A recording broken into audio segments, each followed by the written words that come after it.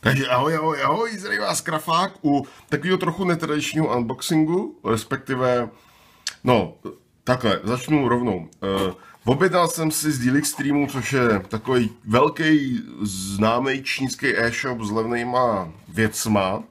Objednal jsem si webkameru, která v době, kdy jsem si ji objednával, tak myslím, že stála nějakých 160 nebo 180 korun. Teď se na ní koukám a stojí už 260, takže ji trošku podražili.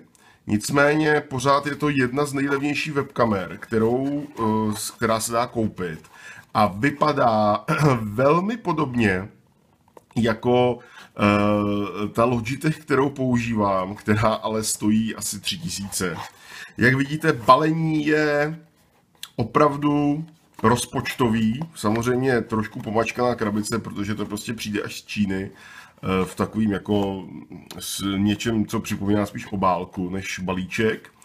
A asi není na co váhat a rozbalit. Vidíte, že se to úplně rozpadá. Jak tady tohleto číslo 408 391 je číslo toho itemu v tom e-shopu. Já vám dám odkaz do popisku videa. Teda samozřejmě nejdřív se, prosím vás, dokoukejte do konce, jestli to vůbec bude stát za to. Je v pytliku, což je docela dobrý, že aspoň se cestou jako nezabordelí, protože samozřejmě kdo ví, s čím to cestou přijde do styku, si to ten pytlík je roztrhlé, ale OK. Tak, samotná webka vypadá takhle. Proč říkám, že mi připomíná má takhle roztahovací nožičku, kterou vlastně vy takhle tímhletom to dáte za monitor nebo za notebook nebo prostě za něco. Proč mi připomíná? Protože já vám ji tady můžu ukázat, to ten Logitech vlastně je velmi jako tvarově podobnej, je trošku větší a o dost těžší.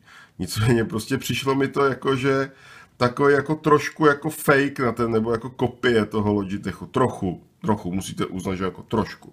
Tak z toho důvodu jsem si říkal, tak to musím vyzkoušet. Je na tom krycí folie do konce, kterou teda sundám.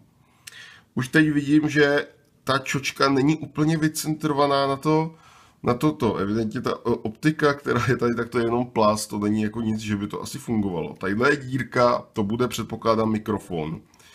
A co teda třeba nemá, tak tady ze spoda vlastně, když se kouknu na toho Logitecha, tak ten tady ve spod má takový ten standardní šroub, jak se tomu říká, jako závit tady má na stojany, na všechny možný tyhle ty prostě fotografické věci, že se tam dá prostě třeba našroubovat, třeba na trojnožku nebo na něco cokoliv, tak tohle nemá. Škoda, ale tak jako asi za ty prachy, co by člověk čekal. Mě hlavně zajímá, jak to bude vypadat v obraz, takže druhá část tohohle videa bude, že si vyzkoušíme v obraz a můžu si ji porovnat s tou mojí, která je vlastně která je 10krát dražší než tato z Číny. Takže to bude druhá část videa, nebude to nikterak dlouhý, takže já rovnou skočím na tu druhou část, OK? Tak, vítejte v druhé části našeho čínsko-kamerového videa. Asi už jste poznali, která webka je která. Takže ta velká, ta s tou normální zelenou a nevypáleným ksichtem, tak je samozřejmě ta Logitech. Jinak je ta Logitech zvládá Full HD, ale já ji mám nastavenou jenom na 720p. A ta vedle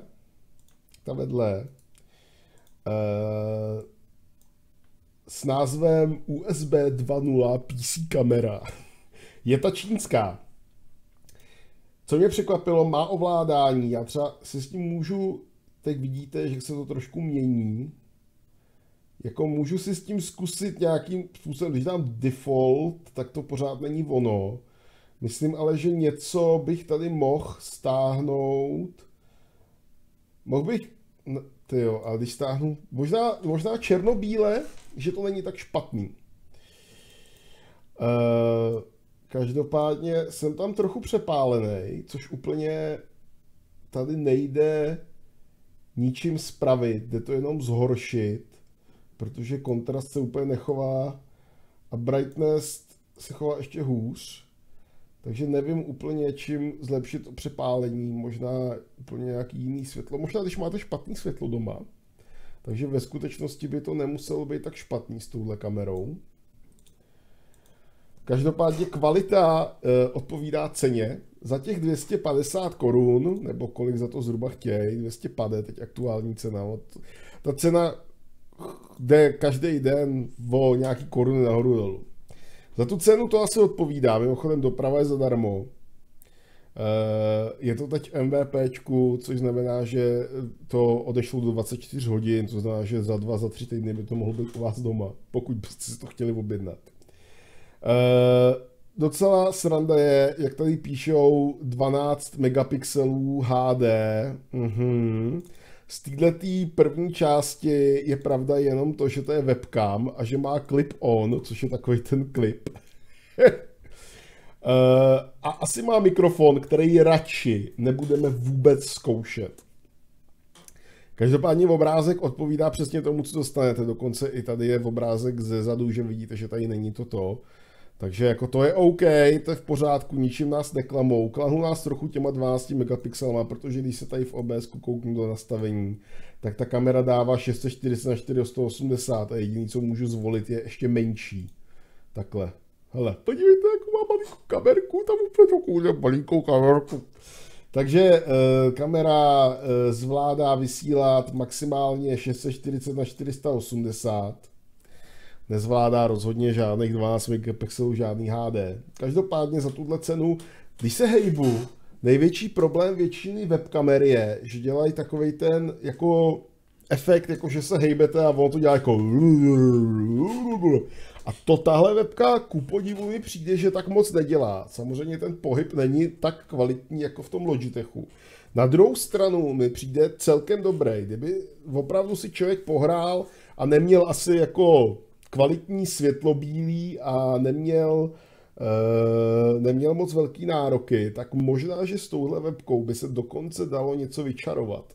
Rozhodně si myslím, že na nějaký Skype cally anebo takhle, jakože je úplně dostačující a rozhodně bych ji kvalitou přirovnal i k některým webkám, který se běžně prodávají třeba za 5, za 6 stovek.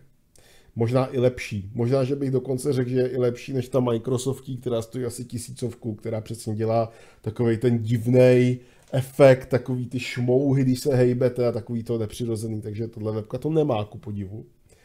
Takže tak, to je všechno. Jak bych zhodnotil, doporučil, pokud chcete webku na občasné telefonování po Skypeu, tak klidně tuhle můžete objednat z Deal Streamu za 250 korun, zadarmo vám dorazí domů. Nebo můžete zkusit, já ani nevím, kolik teď jako se pohybují nějaký levný webky. Rozhodně nemá, rozhodně 12 megapixelů, nic takového z toho nevymlátíte.